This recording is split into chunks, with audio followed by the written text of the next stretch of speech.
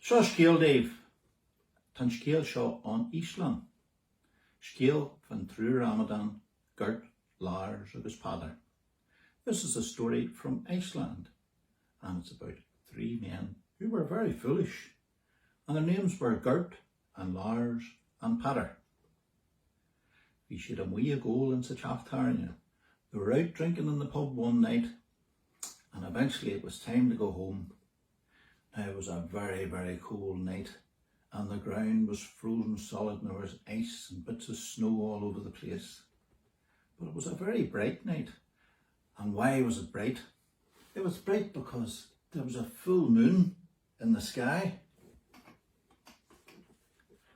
Arca hier in Jalach, there's a Gert.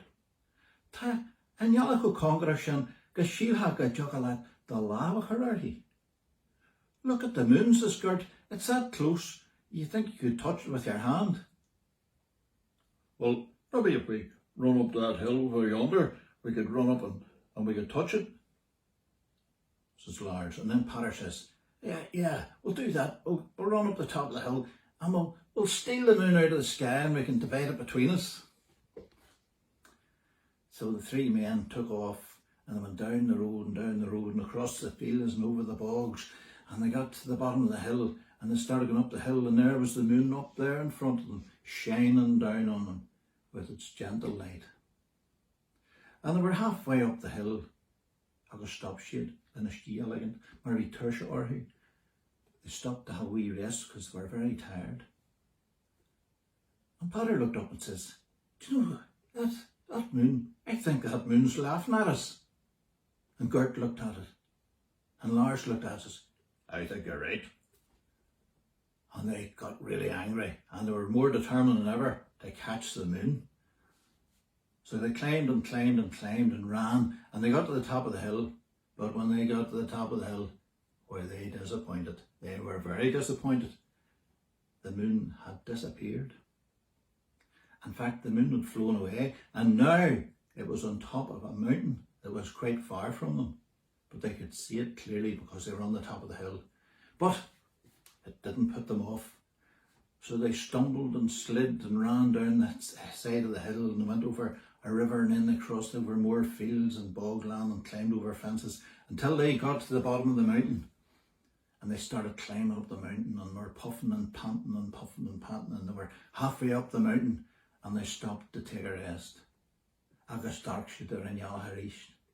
Agus be faragori. They looked at the moon again and became even angrier because they saw the moon laughing at them. But the moon was at the top of the mountain, and it was shining down gently upon them. So they climbed and scampered and struggled and over the rocks and sprackled here, there and everywhere, and they got up to the top of the mountain.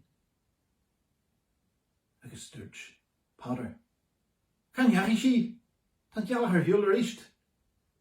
Where did she go? The moon's away. The moon's away again. Where did she go? Well, she was here a minute ago, says Lars. And then Gert says, there she is. She's down there, down below in the loch. She's swimming in the loch now. And right enough, when they looked down the other side of the mountain, they saw the moon right on the top of the loch. Says, right, okay, let's go. We'll get down the mountain here and we'll catch the moon. And she won't even see us coming because she'll be that busy swimming in the loch in amongst all the ice. That's what the moon does, you know. And she won't even see us coming. So down they went, and they slid and they stumbled and they tripped over things, and they tripped over rocks, and they tripped over stumps of grass, and eventually they got down the bottom of the mountain, and they went across the fields and over the bogland, and they got to the edge of the loch. Well, the three of them were standing there at the edge of the loch, and Lars says to you're the best swimmer here. You jump in. That water looks very cold. And Paddy says, I'm not the best swimmer here. I think you should jump in. So he grabbed Lars by the coat and pulled him. But whatever happened, his arm got tangled up in the coat.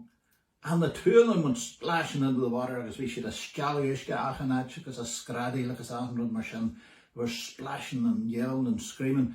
And the other fella, oh my God, Gert thought it was so funny. He started laughing and laughing and laughing and laughing.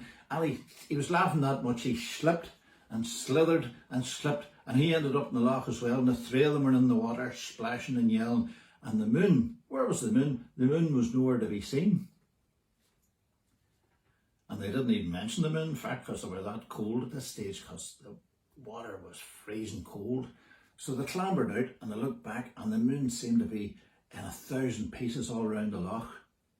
All these wee bits of light and glinting on the waves. And Potter says, look at the moon now, it seems to be in 1,000 pieces, it must have broken. And Lars says, no, you're wrong entirely, he says. And he pointed his finger up. He says, there she is there, up in the sky again. So Gert says, well, Tagay Lord and Amity Shaw, I'm Tamashagul Nawala. I've had enough of this nonsense, I'm going home. And the other two agreed with him. So they stamped off home along the frozen road. And they got home. And from that day forward, every time these three men were out for the night, they'd look up in the sky and wonder how a thing as simple as the moon could get the upper hand on them and play tricks on them. And that's the story of True Ramadan, or the Three Fools. And here's a wee tune to go with it.